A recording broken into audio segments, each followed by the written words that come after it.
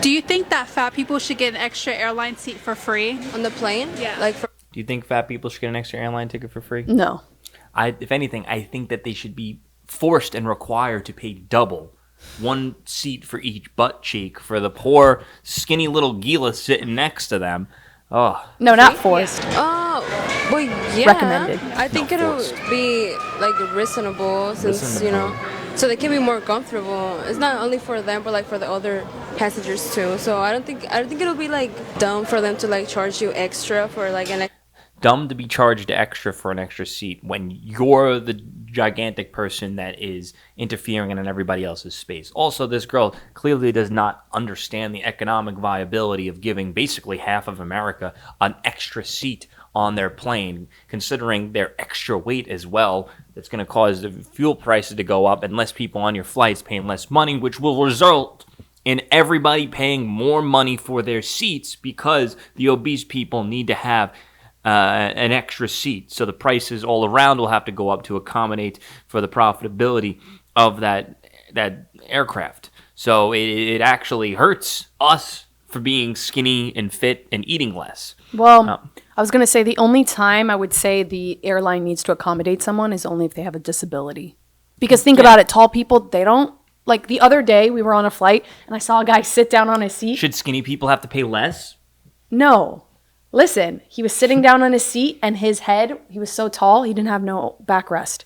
Oh, his head was above the thing? So should he... I mean, I'm sure he can get a pillow for that in some way. No, he was way above. Like his head was a Just whole... looking at the ceiling. Yeah, it was like he couldn't do anything. There was no accommodation for that. There's no additional... So are you going to say, oh, he should like grab two seats and lay down sideways? Like, no. You're actually born being tall. That's I know. the thing is when you're obese. Let's be real with you. 99 times out of 100, it's by choice. Not being able to make a life change, which I encourage everybody to make as big of a life change like that as you can. I have a friend who just lost 100 pounds, and he went from being miserable and disgusted with himself, and he's the happiest kid on earth. And he made that change, and he got it done in less than a year. Anybody can do that, and I recommend it. And if you're not doing it for yourself, just, that years and decades ago, if you saw an obese person, it was like an oddity. It was like, oh my God, like it was like you see that person. They used to be in the freak shows. Wait. They used to be freak shows. Now they're just average Americans. Well, I was going to say America with our food and everything like that, like we've kind of catered our... our society is now catered. But not even fast food, just like everything has destroyed that. The portion sizes. Addicted to that type of stuff. I mean, people today, you need to have some level of willpower. You need to take a lot of personal responsibility. Back decades and decades and decades ago, it was more about just eating, just being fed. Tell me how this makes sense. Just having nutrition. Why is it more expensive to have less ingredients, healthier ingredients, right? Than to have quality over quantity.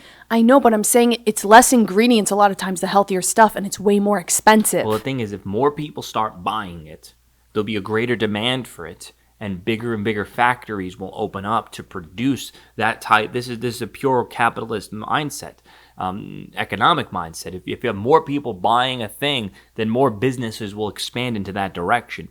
Not that I agree with eating all of the type of seed oils that go into the ketogenic diet, with the stuff that you'll buy in the store, like keto bread and keto this and keto that. But there's one thing you can't deny. More people are on it. I would say is people losing weight on it, even though if it's got seed oils, etc., whatever. But I'm seeing more and more keto options now in the store, and they're actually getting cheaper and cheaper. Because I did keto 5, 6, 7 years ago, and there were no keto bread options available. And if there was, it was in the freezer aisle, and it was like $25 to get a loaf of bread. It was. Now it's more accessible and it's cheaper because more people are getting onto that diet. So the businesses are expanding their reach of their business to invest into those types of products, and they're innovating those products, creating cheaper and quicker processes, bigger factories, getting it done in bulk because there is a bigger demand. So they're increasing their supply and innovation in that space.